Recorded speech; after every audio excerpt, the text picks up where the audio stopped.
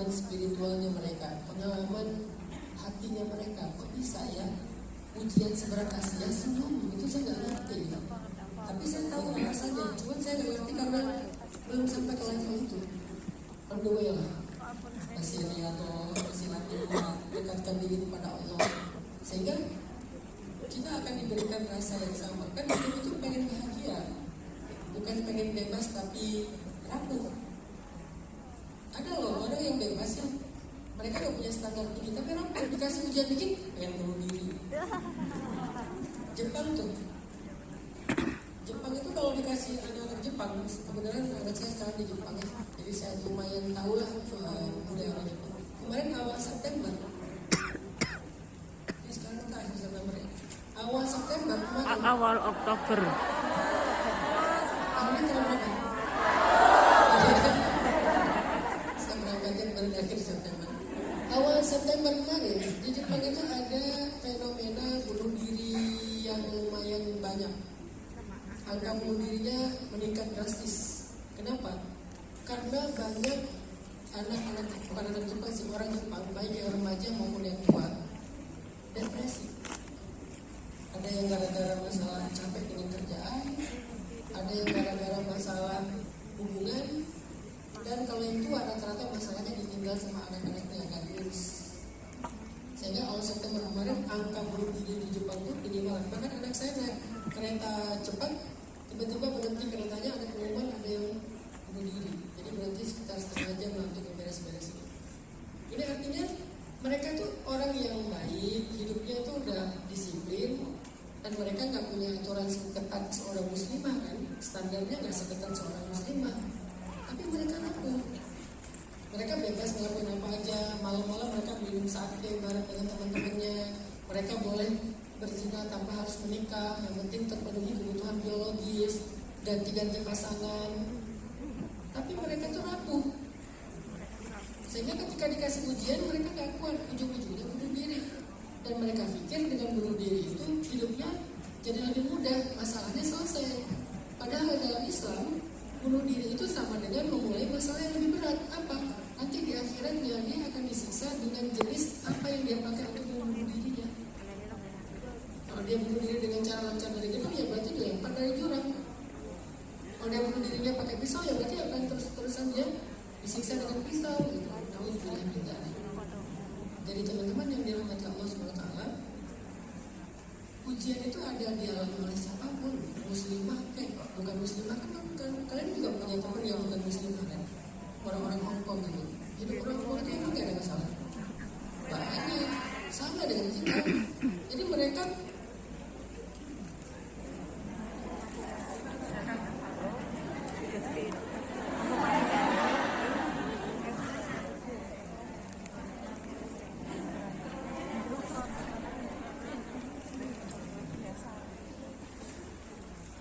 orang yang nggak beriman, hidupnya itu nggak lebih ringan daripada kita, teman-teman. Yang orang nggak beriman ada orang kaya, orang yang beriman ada yang kaya. Orang Islam banyak yang kaya, non Muslim banyak yang kaya. Orang Islam banyak yang miskin, non Muslim juga banyak yang miskin. Jadi tentang ujian nggak ujian hidup itu sama antara orang yang beriman dengan yang tidak beriman. Bedanya rasanya. Orang beriman dikasih rasa cuma tenang, karena mereka kuat hubungannya dengan Allah, bergantungnya sama Allah. Sedangkan orang yang gak beriman rasanya was-wasah, gundah, khawatir, bingung, akhirnya putus asa. Itu bedanya, rasanya yang beda. Ujian mah relatif lah. Kalian melihat orang-orang yang mungkin hidupnya bebas, memangnya mereka gak punya masalah. Sebetulnya kebebasan yang sedang mereka rasakan itu atau mereka rayakan itu tuh sebetulnya semacam pengalihan aja dari sebuah masalah yang sangat besar yang sedang mereka hadapi. Mereka nggak tahu lari kemana, ke alkohol. Kalau kita kan ke masjid, ke sajadah, ke butiran-butiran tasbih. Mereka larinya ke alkohol, larinya ke pergaulan bebas, clubbing. Kenapa ke clubbing? Banyak masalah. Kenapa clubbing? Capek kerja. Kenapa alkohol? Stres, bikin berbagai macam masalah gitu. Jadi sama masalah juga. Terus setelah clubbing, alkohol, pergaulan bebas, apakah masalahnya selesai? Enggak. puasa. Balik lagi, was-wasa. Jadi teman-teman, yang kedua yang saya ingin sampaikan poinnya tentang menjadi muslimah atau menjadi perempuan hebat itu adalah bukan menjadi perempuan yang gak pernah diuji. Menjadi perempuan hebat adalah menjadi perempuan yang justru diberikan ujian, tapi diberikan ketenangan. Sama seperti Allah juga memberikan ujian kepada orang yang tidak beriman, hanya tidak diberikan ketenangan. Sehingga kita nggak perlu merasa iri, enaknya jadi orang nggak beriman, kayaknya hidupnya bebas-bebas saja. Kita nggak tahu rasanya, kita nggak tahu keadaan detailnya. Kita cuma tahu dengan ego kecemburuan kita. Nggak perlu berhijab, nggak perlu panas-panasan, nggak perlu milih ingredient makanan. Saya kalau belanja di Hong Kong tuh selalu bawa sama model tulis. Kalau nggak pun, kalau saya cek, saya cek ternyata ada kandungan powder tulang babi. Kandungan apa itu? Tepung tulang babi. Akhirnya walaupun saya pengen banget makan itu, kayak ramen ya, salah satu ramen yang saya pengen banget makan ternyata nggak boleh.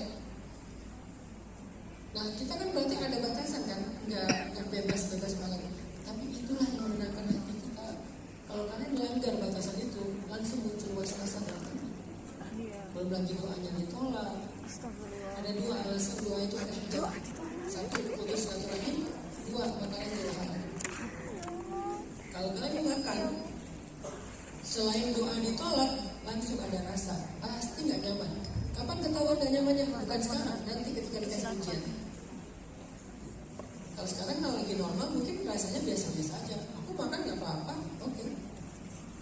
Tapi kan hidup itu ada musim. Ada musim yang lagi peninggalan, ada musim lagi berat. Ada musim hujan, ada musim kemarau, ada musim panas, ada musim dingin. Itulah hidup. Bukan cuma malam yang ada musim. Hidup pribadi kita ada musimnya. Oh mungkin sekarang kamu lagi musimnya emang gak panas, lagi sejuk. Sehingga kamu gak ada rasa tantangan apa-apa. Nanti begitu kamu dikasih musim panas, kamu gak akan kuat. Kenapa? Iman kamu itu udah rusak gara-gara makanan. Jadi makanan itu bukan hanya mempengaruhi imun fisik kita, tapi juga imun mental, jiwa, ataupun spiritual kita. Kalau kita gak makan makanan yang healthy food, fisik kita jadi gak kuat imunnya. Nanti begitu ada virus, gampang kena. Gak langsung saat itu kita kena. Makan gak healthy, gak langsung sakit. Nanti ada virus dikit sakit, capek dikit sakit, berubah cuaca dikit sakit. Kenapa? Karena makanannya gak sehat. Spiritual juga kayak gitu. Kalau gak healthy spiritual food, kalian gak langsung sakit saat itu. Nanti begitu ada ujian-ujian hidup, gampang rapuh, gampang nyesek, gampang was-wasa, akhirnya putus asa. Jadi kebebasan yang kita lihat kepada orang di luar itu sebetulnya itu semu banget tuh. Kita hanya melihat bebas seolah-olah bisa apa aja, tapi sebetulnya dalam dirinya itu hollow, ada kekosongan. Tapi kita yang punya batasan-batasan, kita bebasnya bukan bebas dalam arti melakukan apa aja, tapi bebas dari kegelisahan, bebas dari keputusasaan, bebas dari was-wasan. Kenapa kita bisa bebas dari semua rasa-rasa gak nyaman? Karena kita punya standar, punya batasan. Sama kayak orang yang secara fisik, karena dia punya standar makanan yang sehat, bebas dari gula, diabetes, bebas dari hipertensi, bebas dari serangan jantung, bebas dari kanker sel yang buruk, tumor, bebas dari penyakit-penyakit. Itu yang disebut dengan kebebasan. Bukan bebas makan apa aja, tapi bebas dari penyakit. Untuk bisa bebas dari penyakit harus ada batasan, harus ada standar, harus tinggi standarnya. Saya baru makan yang kayak gini. Makin tinggi standarnya, makin bebas dia. Tapi yang bebas makan apa aja, makin terbatas dia. Makan sekarang apa aja, nanti nggak bisa makan lagi. Aku nggak bisa makan ini, aku nggak bisa makan. Makin banyak yang nggak bisa dimakan. Saya kenal beberapa orang, umurnya udah 70 tahun, semua bisa dimakan. Dikasih durian makan, dikasih sop buntut makan, dikasih daging kambing muda digobes makan. Kenapa kok bisa makan itu dia? Karena dia mau punya batasan dalam hidupnya. Dia nggak mau makan lebih dari jam sekian misalnya. Dia kalau habis makan, dia akan bakar langsung dengan olahraga misalnya. Dia punya batasan, punya standar gitu. Tapi kita yang ngerasa kayak gitu, ngerasa aku sekarang gak bisa makan ini, gak bisa makan ini, gak bisa makan ini. Gara-gara selama ini kita bebasnya maknanya beda.